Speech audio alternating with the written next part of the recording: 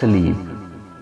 اپنے گرد و پیش ہمیں سلیب کئی مقامات پر نظر آتی ہے، یعنی گرجا گھروں پر، مسیحی قبرستانوں میں، مسیحی درسگاہوں، مسیحی ہسپتالوں اور مسیحی گھروں پر، مسیحی ممالک میں دیہاتوں کے مداخل پر، چوراہوں اور پہاڑوں کی چوٹیوں پر صلیبیں نصب نظر آئیں گی۔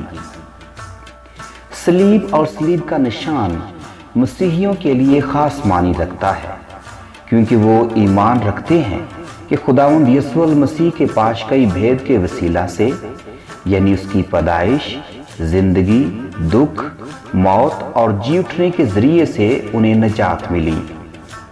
مسیح خداوند کی صلیب جس پر اس نے جان دی، روز اول ہی سے انہیں یاد دلاتی ہے کہ نجات کے لیے ان کے خداوند نے کیا قیمت ادا کی۔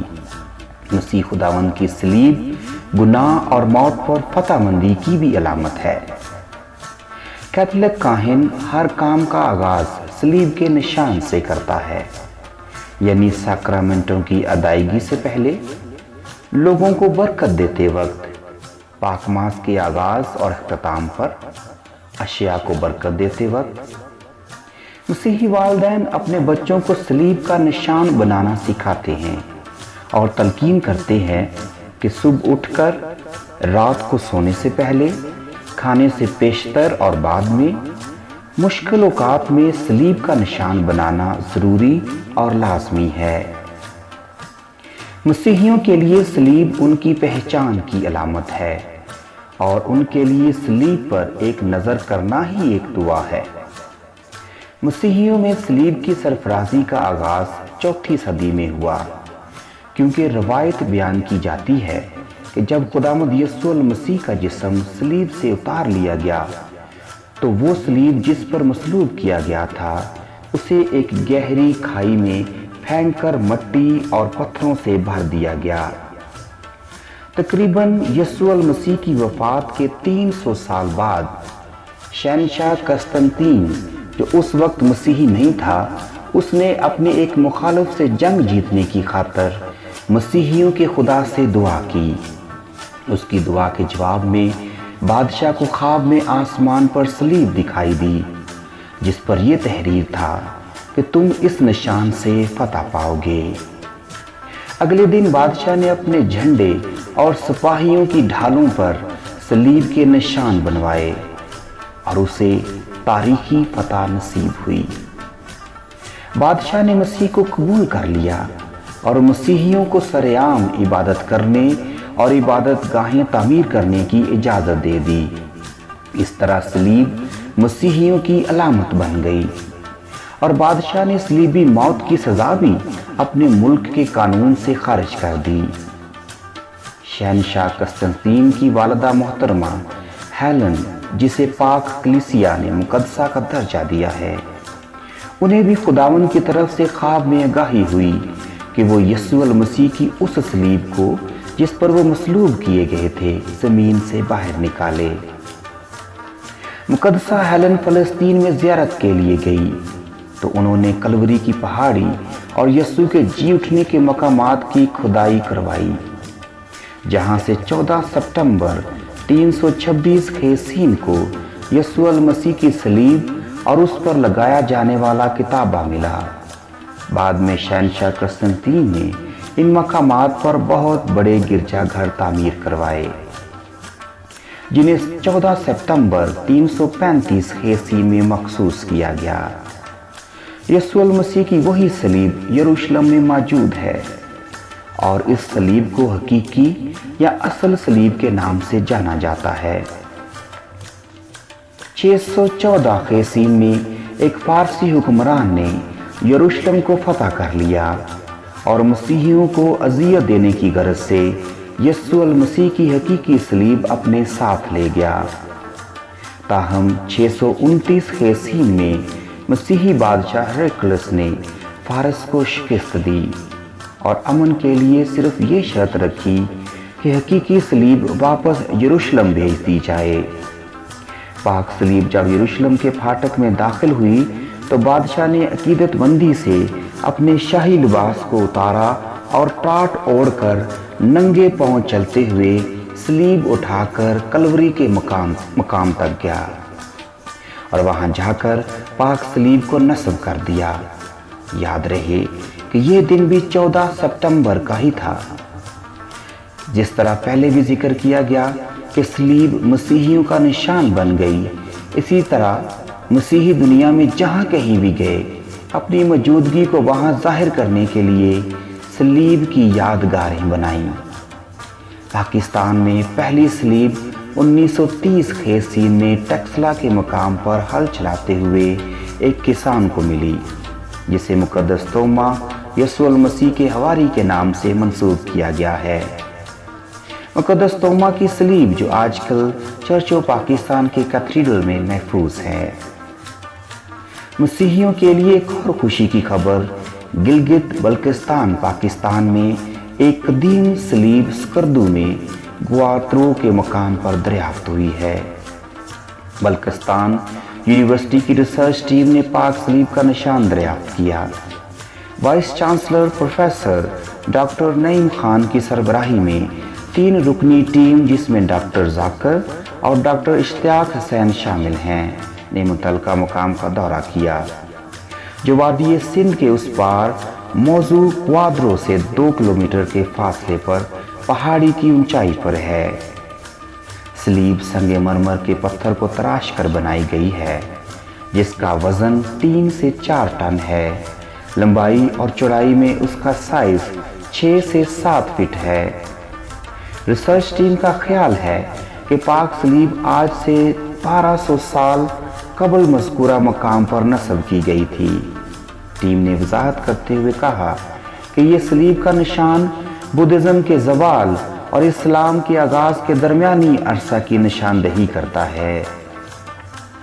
مقامی لوگوں کے مطابق یہ صلیب کوئی نئی چیز نہیں ہے اور کئی دہائیوں سے یہاں رہنے والے بتاتے ہیں کہ صرف یہ پتھر ہی نہیں بلکہ اس علاقے میں کئی ایسے نقش و نگار والے پتھر موجود ہیں جن پر صلیب کے نشانات پائے گئے ہیں۔ اس کی سب سے بڑی مثال بلتستان کے علاقے دمسم سے نستورین کراس کی دریافت تھی۔ اس کے علاوہ ٹیکسلا کے وہ علاقے مثلاً سرکپ جہاں بت مت کے دور کے نقش و نگار موجود ہیں، وہاں بھی ایسے نشانات ملتے ہیں۔ کوادرو کی صلیب کی دریافت سے یہ ثابت ہوتا ہے کہ اس خطے میں مسیحیت کی تاریخ ہے، کیونکہ یہاں سے کسی زمانے میں شہر ریشم یا سلک روٹ گزرتا تھا اور اس خطے کے افغانستان، چین اور وسطی ایشیا کے ذریعے یورپ تک رابطے تھے۔ اس کے علاوہ رومی سلطنت کے ساتھ بھی اس خطے کے لوگوں کے تجارتی تعلقات تھے۔ یہ جو صلیب کوادرو کے مقام سے دریافت ہوئی ہے، برصغیر میں زیادہ تر اسی شکل کی صلیبیں استعمال کی جاتی ہیں۔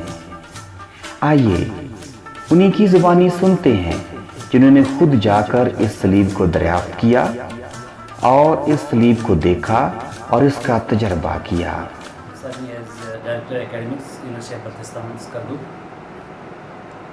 Our university has already started some surveys, preliminary surveys of archaeological artifacts, particularly rock carvings.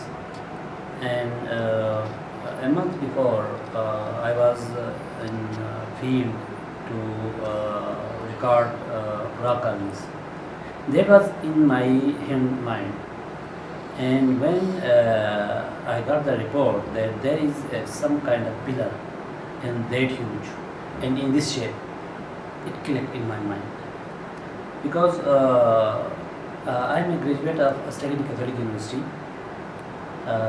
My B.Ed and M.Ed, Master of Education from Notre Dame. So the cross is on my degrees. So I was aware of that. I thought, oh, that could be something very significant. I reported to my Vice Chancellor that, sir, I have a great news. Sir said, okay, come and share. Then when we discussed, sir was ready and we were ready, and we set off to the site. And we both found it a real cross-shaped artifact. And that artifact, in one look, you can be amazed to see, because that was a deliberate human effort with devotion.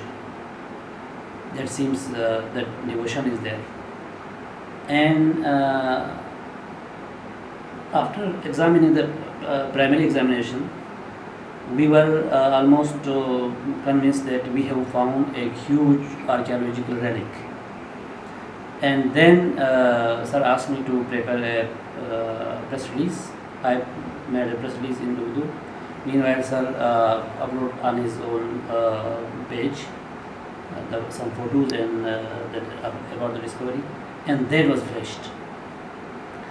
Then second time we went again there, only we two, just to have the measurements and the actual sites and everything. And that time I got proper measurements as Father Barkat shared in the seminar. It was 6 feet 7 inches in vertical and 6 feet 4 inches in horizontal. And the vertical edge touching ground, it seems a bit broken. And the back side is rough right now.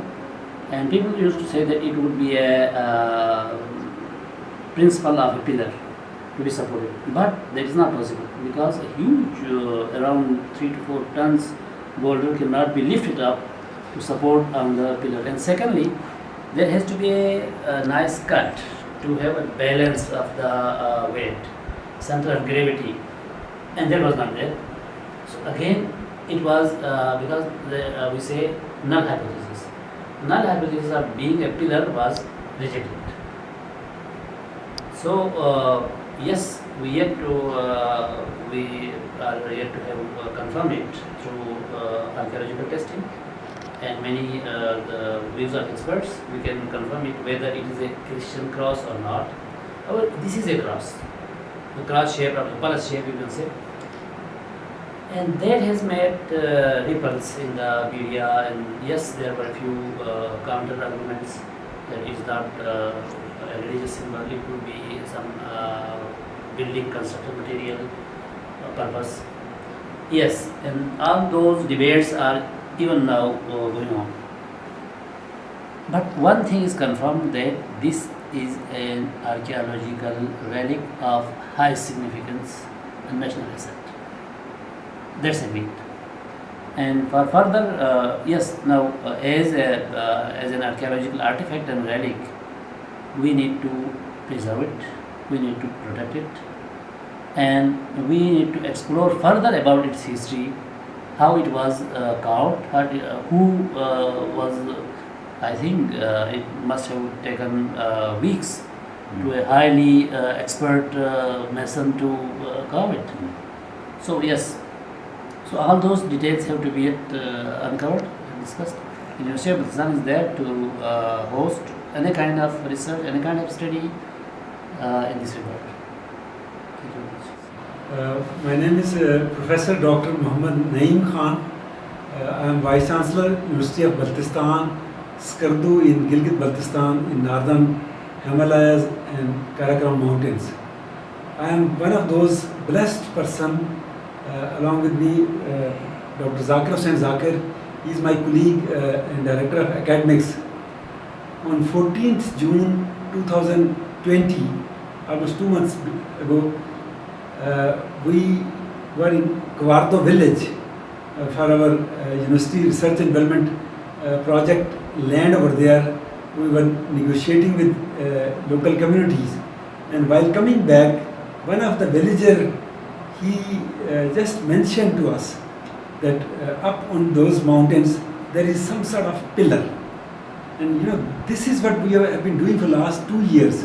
It's a new university, and every weekend and whenever we are free, we go to different valleys just to look for new stories, archaeological stories, sociological stories, some of the linguistic stories, heritage stories, even agriculture stories, fruits and vegetables, and so many environments and glaciers and mountains. And so that was part of those small case studies. And we three went up that mountain. It took us almost 1 hour 45 minutes to reach, and we were pleasantly surprised to see a perfect cross which was almost huge. They said that 20 or 21 villagers, they tried to remove it and they were able to just move it few feet. It's such a huge rock that made up of marble, very strong, and especially on the front side it is very nicely shaped, and the devotee, the missionary, the artist who was designing this cross must have taken 2-3 months to bring it to this stage. And we know that on the top of those mountains there are some of the marble rocks over there. So one thing was straight to my mind, that nobody can carry such a heavy load of 3 tons up 1 to 2 kilometers up slope mountain. So I just said with huge emotions and gratitude to the Lord that this has come from heavens, and that made this story a headline in Pakistani newspapers, in global newspapers, on the social media, and I feel that क्वाद्रो की सलीब की दरियाफ्त की खबर सुनते ही इस्लामाबाद रावलपिंडी से Christian study centre का भी 3 रुकनी वफद reverend father गुलशन बरकत OMI, मैडम जेनिफर और क्रिस्टोफर शरफ ने भी दौरा किया। आइए उनके भी एहसासात और तजर्बात सुनते हैं। उस मुकाम पर गए हैं जो क्वाद्रो का गाँव है। स्कर्दू से तकरीबन कोई 30-35 किलोमीटर दूर है। दरिया सिंध को अबूर करके हम वहाँ पर पहुँचे। जो ये मुकाम है जहाँ पर सलीब दरियाफ्त हुआ है, ये क्वाद्रो का पहाड़ है। क्वाद्रो के पहाड़ के पीछे कराक्रम का पहाड़ी सिलसिला है, उसके आगे दरिया सिंध बहता है। दरिया सिंध के अपने मावन दरिया शिगर को अपने साथ मिलाता है। दरिया सिंध को आप पार करें तो को हिमालय का सिलसिला आता है, जिसमें दुनिया की बुलंद तरीन चोटियाँ मौजूद हैं। तो जहाँ पर ये दरियाफ्त हुई है वहाँ पर हम पहुँचे, लेकिन ये था वहाँ पर पहुँचने के लिए हमें छोटी छोटी पगडंडियों से गुज़रना पड़ा, और बाज़ औक़ात ऐसे भी लगता था शायद हम गिर ना जाएं। और फिर उस मुकाम पे जहाँ पर सलीब दरियाफ्त हुआ है, उस जगह को हम देखें, उस जगराफिया को देखें तो इर्द गिर्द हमें जैतून के बहुत सारे दरख्त मिलते हैं। जैतून को वो रशियन जैतून कहते थे। तो जब उन्होंने रशियन जैतून कहा तो मुझे ऐसे लगा शायद कहीं रशिया से तो मसीहत यहाँ पर दाखिल नहीं हुई, क्योंकि 11वीं सदी में रशिया ने मसीहत को कबूल कर लिया था, और रशिया जो है वो जैसे आपको मालूम है कि वो स्कर्दू के गिलगित बल्तिस्तान के शुमार में मौजूद है। जैसे जैसे हम उस सलीब की तरफ जा रहे थे, जैसे दूर से हमने उस सलीब को देखा तो बतौर मसीही हमारे दिल जो थे वो बड़े खुश हुए कि ये एक मसीही सलीब है।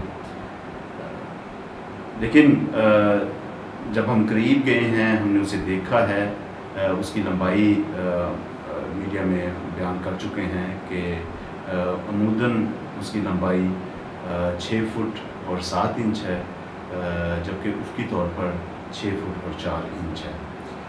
निचला हिस्सा जो है वो टूटा हुआ है अमूदन जब हम इसको देखते हैं, लेकिन हमें मालूम नहीं कितना टूटा हुआ है।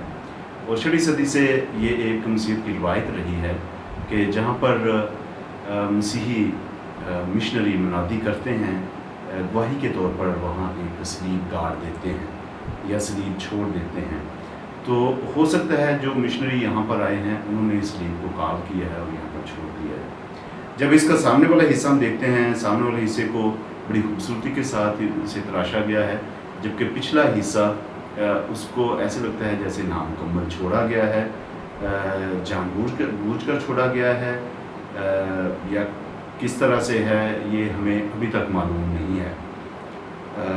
جو ڈاکٹر جو انجینئر ہیں وہاں پر یونیورسٹی بنا رہے ہیں جناب ادریس صاحب، ان کے مطابق ان کا یہ ماننا ہے کہ ہو سکتا ہے کہ جو یہ سلیب بنا رہا تھا اس کی ڈیتھ ہو گئی ہو، یا ہو سکتا ہے کہ مشنری جو تھے یہاں پر وہ یہاں سے چلے گئے اور سلیب کو نامکمل چھوڑ دیا ہو.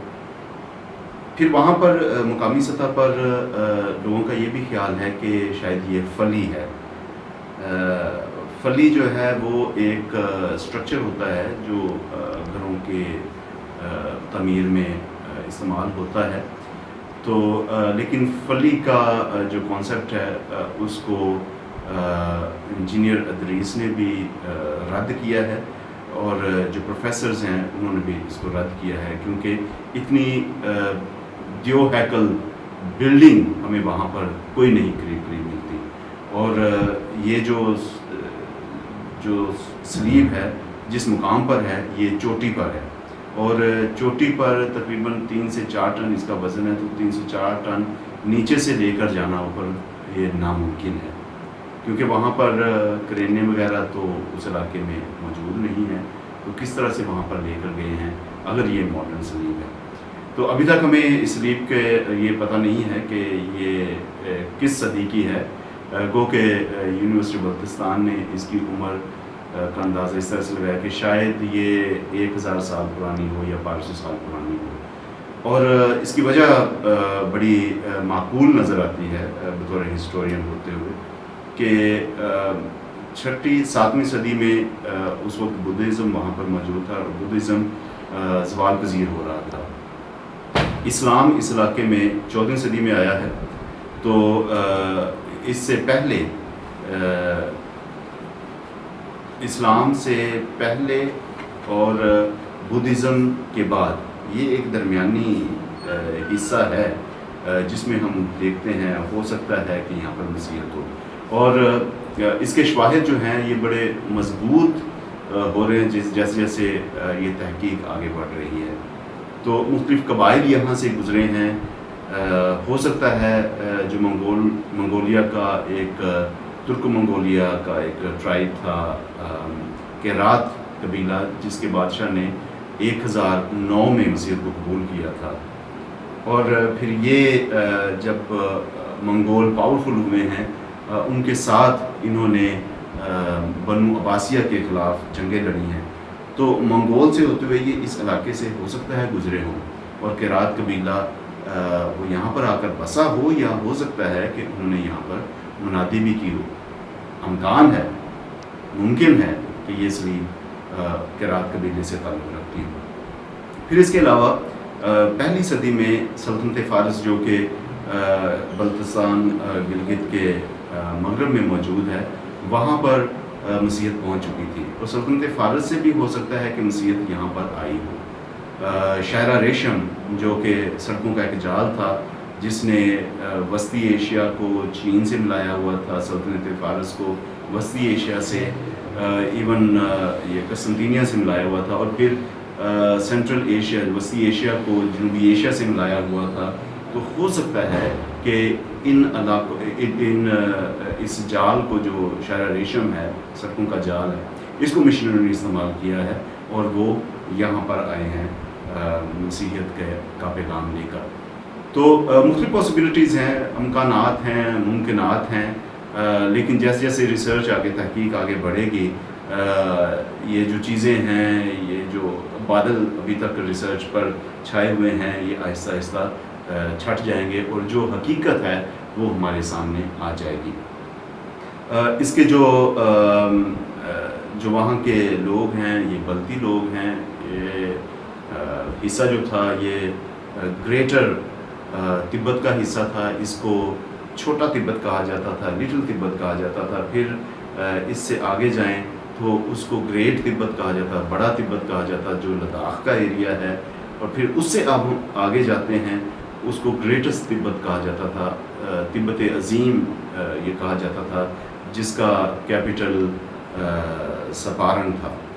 اور سپارن میں ہم دیکھتے ہیں کہ 14ویں صدی میں فرانسسکن مشنریز آئے ہیں، فرانسسکن فرائز آئے تھے یہ سپارن کے علاقے میں، اور جو بڑا تبت ہے جس کا کیپٹل لداخ تھا، گوگے وہاں پر شہر ہے، لی وہاں پر شہر ہے، تو وہاں پر انہوں نے اپنا مشن شروع کیا تھا. پھر اس کے بعد جیزوٹس یہاں پر 17ویں سے 18ویں صدی میں آئے ہیں.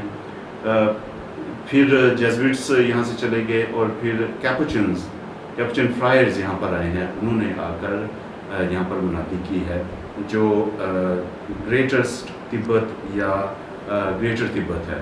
لیکن ہم یہ وثوق سے کچھ کہہ سکتے ہیں کہ فرانسسکنز اور کیپوچنز یہ بلتستان کے علاقے میں داخل نہیں ہوئے. لیکن میرا یہ بھی ماننا ہے، میں یہ امکان پیش کر رہا ہوں کہ وہ لوگ جن کو جیزوٹس نے مسیحت قبول کروائی تھی، یا جو مسیحی ہوئے تھے، جو سپارن کا علاقہ ہے، لداخ کا علاقہ ہے، تو ہو سکتا ہے ان مسیحوں نے یہاں پر آ کر جو بلتستان کا علاقہ ہے یہاں پر آ کر مسیحت کو پھیلایا ہو. تو یہ مختلف امکانات ہیں، مختلف پاسبلٹیز ہیں جن پر ابھی ہم بات کر رہے ہیں. تو پاکستان میں اس کی دریافت ایک نیا موڑ کھول رہی ہے. تحقیق کے میدان میں یہ بہت ساری راہیں کھول رہی ہیں. تو اس حوالے سے جو ہے ہم شور ہیں کہ ہم کسی نتیجے پر پہنچیں گے. تو جب تک نتیجے پر ہم نہیں پہنچتے، جب تک اس کی عمر کا اندازہ نہیں ہوتا، ابھی تک ہم اس تحقیق میں ہیں. The experience of visiting a very beautiful place. The place is related to where the cross was found and today being called the Kawado Cross.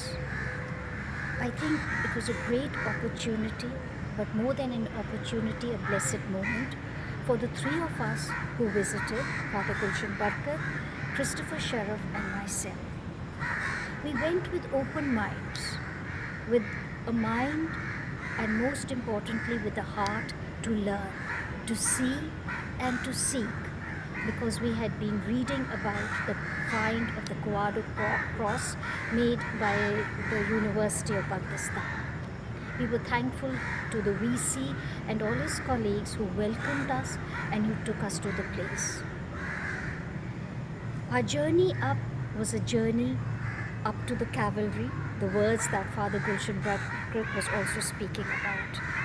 And lo and behold, when we saw it, we said in our hearts, because later we all talked to each other and we said, indeed it was a cross. The cross, or this find, this relic, whatever it is, has yet to be unfolded further through experts, through greater scholarship, through collaboration with the University of Baltistan and with other experts from all around the world. Because this find is a find for the people of Baltistan, for Pakistan, but also for the world and for Christianity at large. For me, it is the beginning of many beginnings, because it is going to unfold the story of great pluralism existing on the old Silk Route. Buddhism, Hinduism, Jainism, and now Christianity. The vastness of the cross in itself speaks volumes. It speaks of volumes that there would be other settlements existing there, because such a big cross, if it is a cross, but our hearts are open for more learning and for prospects which are unfolding day by day. We want to bless the people, we want to pray for this find, that may it lead to new dimensions where people's faith will be renewed. God bless you all. Thank you.